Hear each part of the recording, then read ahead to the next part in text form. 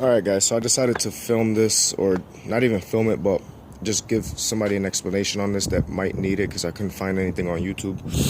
So for these 96 to 2000 Civics with this shitty intake manifold, when you have low idle or like the car feels like it's gonna shut off or whatever, 99.9% of the time is the idle air control valve, which is right here. You know, that's exactly what it does. It's its name, you know. It controls the idle, and it's got two coolant lines going to it. You know, it's a lot easier if you take off this box that goes here for the air filter over there.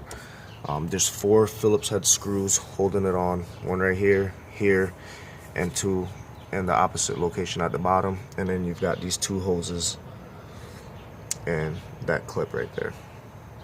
So if you're having an issue with your idle being too low and you're constantly having to adjust your throttle cable, that's the culprit right there. It's very cheap. I think I paid $15 or $20 for it from eBay. You know, of course you should go to Honda, but fuck it. Make sure that when you buy these, it comes with a gasket, because half of the time when you take stuff like this off, the gaskets are very brittle, and sometimes you don't even have to buy them.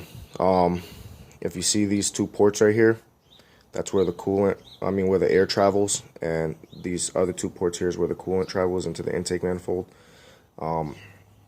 Sometimes they just need to be cleaned. You know, it gets all gunked up with the oil, especially if you're constantly beating on your car, because what most people don't realize, you know, you see these Hondas smoking every time they get romped on, and it's because as soon as you start getting into higher RPMs, oil pressure rises, and that's where you have this connection right here. So once that oil pressure rises, the oil needs somewhere to go, so it travels back this way into your fucking intake.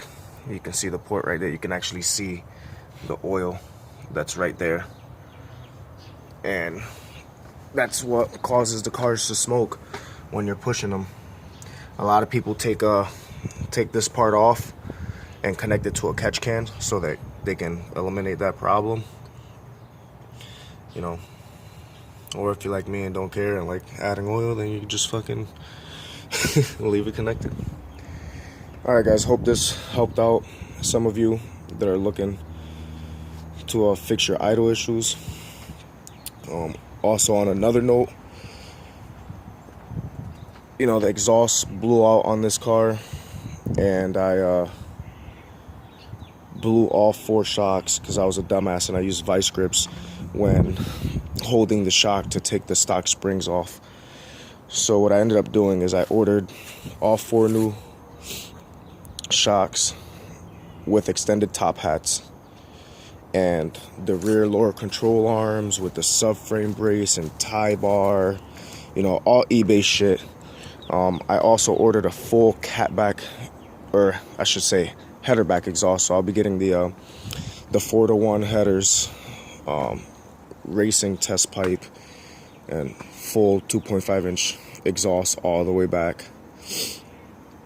And I'm kind of debating on abandoning this whole rusted shit, because my buddy's actually bringing me today a 2000 trunk for this, and I'm gonna go up to Springfield and buy the lights, 2000 tail lights.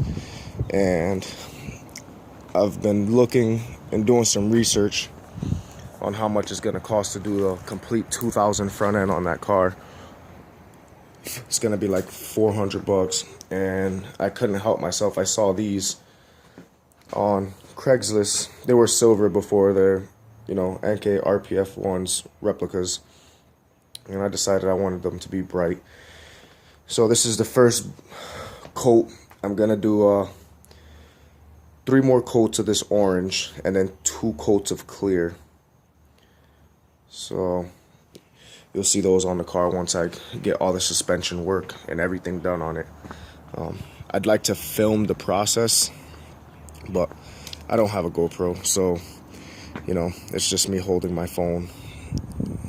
So as much as I can film, or if I, you know, I'll just do a walk around afterwards of what it looks like with everything done. It'll probably be